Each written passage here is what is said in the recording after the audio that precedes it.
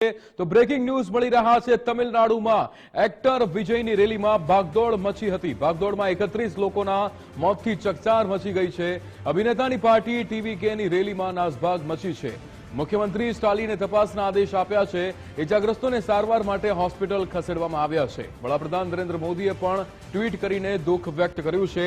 એટલે કે અહીંયા અભિનેતા વિજયની રેલીમાં જે ભાગદોડ મચી હતી, જેમાં અત્યાર સુધીમાં 31 થી વધારે લોકોએ જીવ ગુમાવ્યો હોય તેવી પ્રાથમિક અહીંયા જે માહિતી સામે આવી રહી છે। ભાગદોડ મચી હતી। ટીવીકેની આ રેલી હતી, જે દરમિયાન ભાગદોડની આ ઘટના બની। ત્યારબાદ વિજય ભાષણ મૂકીને ભાગી પણ ગયા હતા।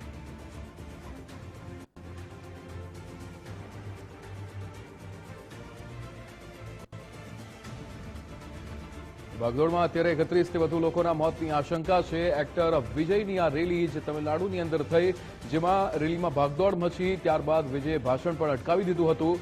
લોકોને અહીંયા શાંતિ રાખવાની અપીલ પણ કરી હતી। મુખ્યમંત્રી સ્ટાલિને પણ અહીંયા તપાસના આદેશ આપ્યા છે। અત્યાર સુધીમાં જે વિગતો સામે આવી રહી છે, 31 થી વધારે લોકોના અહીંયા મૃત્યુના જે સમાચાર સામે આવી રહ્યા છે, મોતની આશંકા છે, જેમાં મહિલાઓ પણ સામેલ છે અને સાથે જ 6 થી વધારે બાળકોના પણ મૃત્યુ થયા હોય તેવી પ્રાથમિક માહિતી સામે આવી રહી છે। 30 થી વધુ લોકો ઘાયલ છે, જેને અહીંયા સારવાર અર્થે ખસેડવામાં આવ્યા છે। તમિલનાડુના કરુણમાં આ અભિનેતાનું વિજયની જે રેલી હતી, અભિનેતા વિજયની રેલીમાં ભાગદોડ મચી। કરુણની અંદર આ રેલી યોજવામાં આવી હતી, જેમાં અત્યારે 31 થી વધુ લોકોના સમાચાર, મૃત્યુના સમાચાર સામે આવી રહ્યા છે।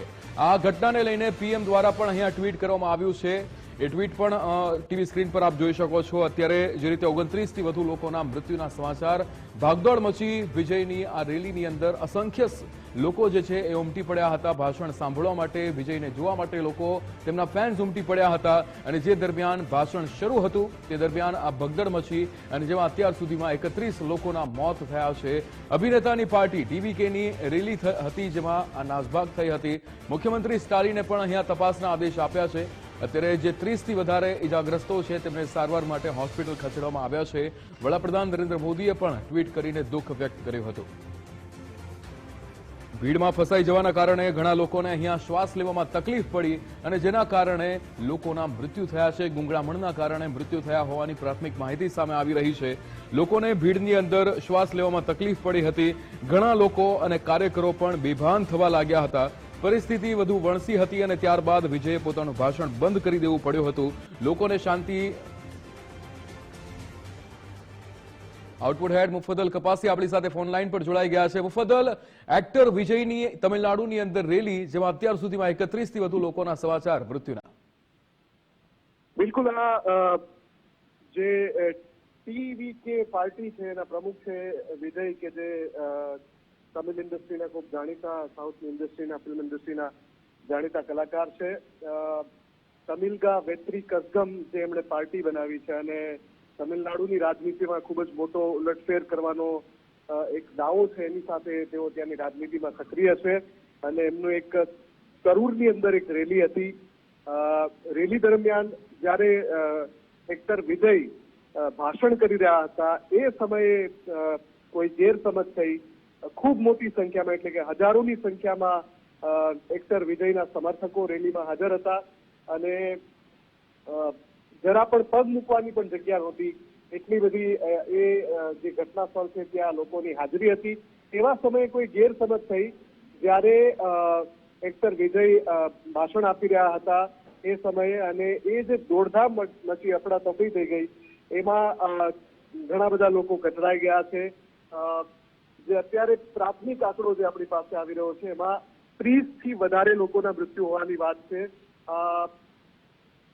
અભિનેતામાંથી રાજનેતા બન્યા બાદ વિજય તમિલનાડુની રાજનીતિમાં દાવો કરી રહ્યા છે કે 6 મહિનામાં તમિલનાડુમાં સરકાર બદલાઈ જશે અને એમની આ જયારે રેલી થઈ, એમાં જે સંખ્યા હતી એ જોતા લાગતું હતું કે આ ખૂબ જ એક સફળ રેલી બનશે, પણ કમનસીબે ત્યાં આ કરુણાંતિકા સર્જાઈ છે। જે ઇજાગ્રસ્તો છે એમને કરવાની કોશિશ ચાલી રહી છે। બીજા જિલ્લાઓમાંથી, જે કરૂર છે ત્યાંથી તો તમામ મેડિકલ સ્ટાફને ઘટના સ્થળે બોલાવી લેવાયો છે, પણ અન્યત્ર જે આજુબાજુના જિલ્લાઓ છે ત્યાંથી પણ મોટી માત્રામાં મેડિકલ સ્ટાફને ઘટના સ્થળે રવાના કરી દેવાયો છે।